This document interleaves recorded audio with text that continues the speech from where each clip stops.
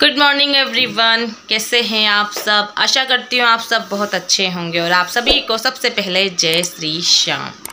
So guys, अभी बज गए हैं 11:15। काम जो है मैंने बिल्कुल फ्री कर लिया है और इतने दिनों बाद आज मैंने जो है आप लोगों से मिल रही हूँ।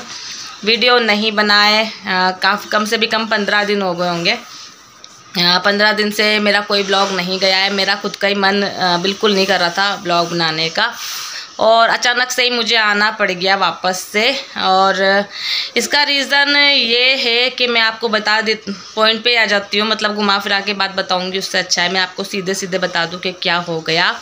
इसके चलते मुझे बीच में ही मतलब 10 दिन ही मैं रुक पाई हूँ अपने मायके, 10 से 11 दिन, और फिर मुझे आना पड़ा।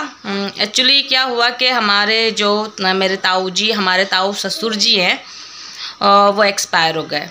तो अचानक से ही ये न्यूज़ आई। तो इस न्यूज़ को सुनते ही पहले तो ये सबसे बड़ा जो है झटका लगता है ना, एक धक्का सुन के। तो ये हुआ। इसी तरह से अगर मैं कोई न्यूज़ सुनती हूँ ना तो मैं वैसे ही ब्लैंक सी हो जाती हूँ। मेरा ब्लॉग बनाने का बिल्कुल भी मन नहीं करता है इस तरह की चीज़ें अगर आप सुन लेते हो तो। और फिर ये हुआ कि ये गए वहाँ पर ताऊ जी के यहाँ पर, और ये फिसल गए और एक्सीडेंटली इनका जो है हाथ फ्रैक्चर हो गया। तो सभी डॉक्टरों ने सर्जरी बताई, बहुत सारी जगह दिखाया। यहाँ पर जयपुर आ गए ये, फिर उनका फ़ोन चला ही गया था उसी टाइम पे कि फिर आ जाना। तो फिर मुझे अगले दिन ही जो है आना पड़ा।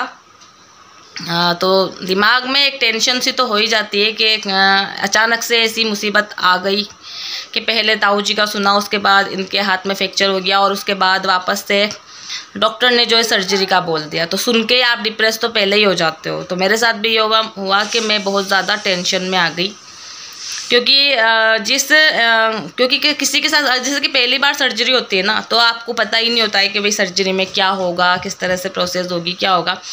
पर ना मेरी सर्जरी हो चुकी है, मेरे हस्बैंड की ऑलरेडी पहले भी हो चुकी है, और उनके उसी हाथ में लग गई जिस हाथ में उनकी ऑलरेडी पहले जो सर्जरी हुई थी, उसी हाथ में उनके वापस से जो है फ्रैक्चर हो गया है।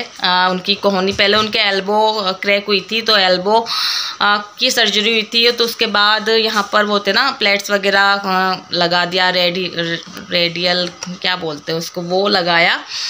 और फिर वापस से डॉक्टर ने बोल दिया कि सर्जरी होगी।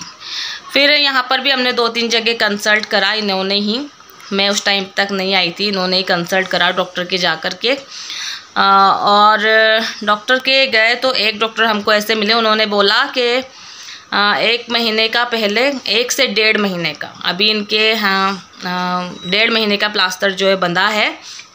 क्या पहले प्लास्टर बांध करके देखिए, अगर आपका सही हो जाता है तो ठीक है, और नहीं होता है तो वापस से जो है सर्जरी करनी पड़ेगी, ये बोला है डॉक्टर ने।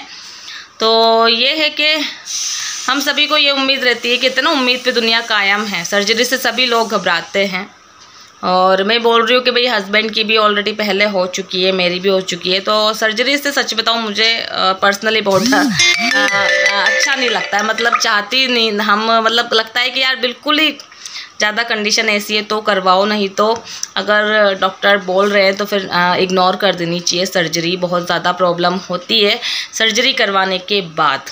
सर्जरी करवाने के हम उस टाइम तो करवा लेते हैं, बाद में बड़ी दिक्कत हो जाती है। तो फिर हम लोगों ने यही डिसाइड करा है कि भाई अभी जो है प्लास्टर बनवा लेते हैं पहले, फिर भगवान के ऊपर छोड़ देते हैं, और भगवान चाहेंगे जो होगा।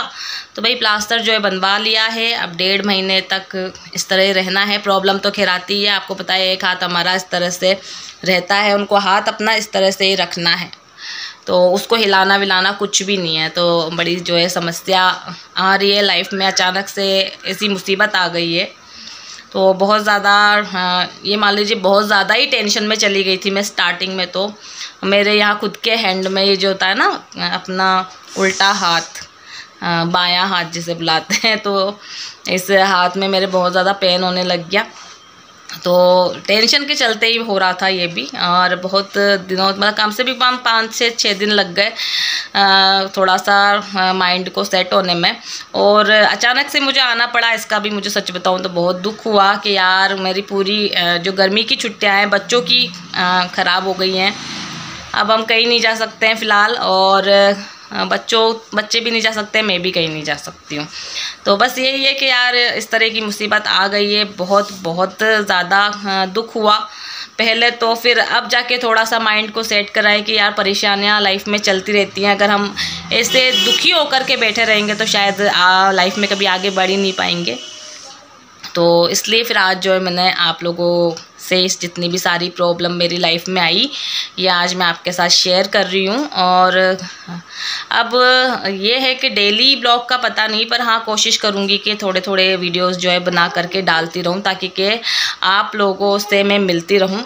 और बहुत सारा सोच रखा था कि मायके जाऊँगी तो बहुत सारे वीडियोस बनाऊँगी।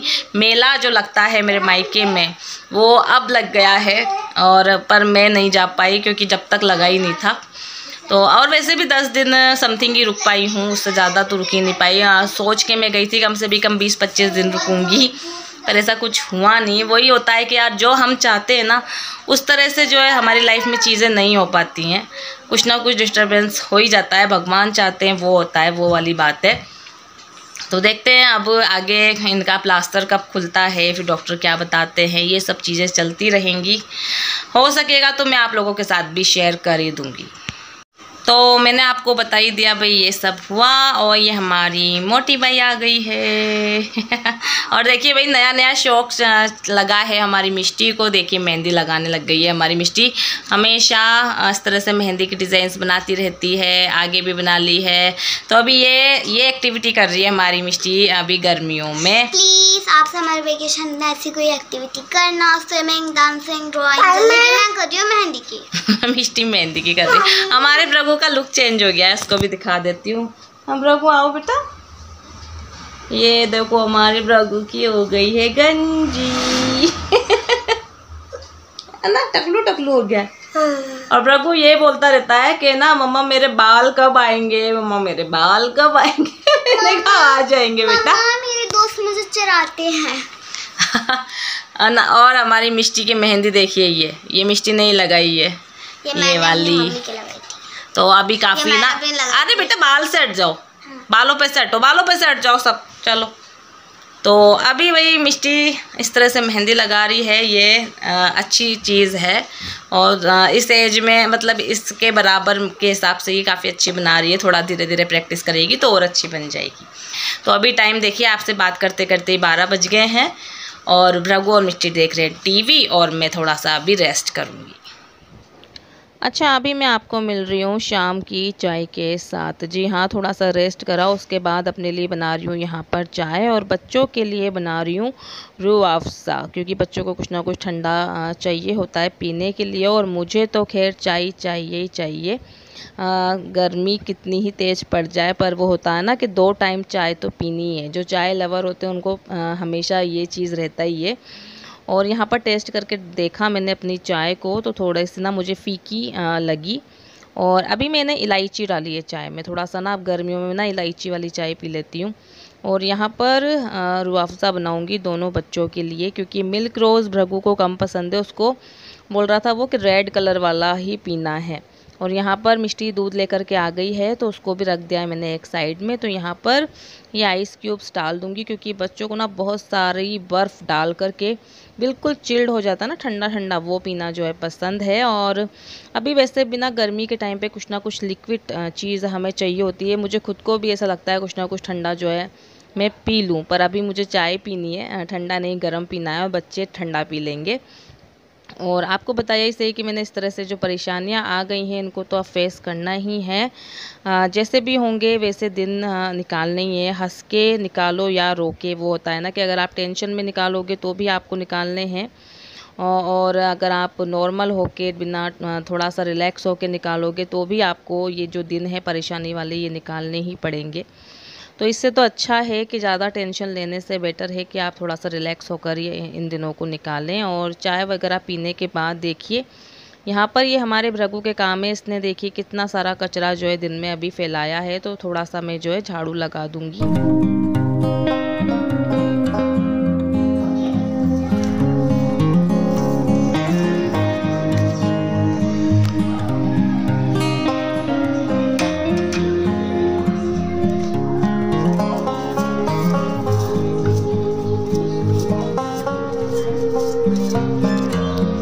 ये देखो भाई आ गए हैं, ये अभी जस्ट आए हैं। और ये देखिए भाई हाथ का प्लास्टर, हाथ टूट गया मेरा।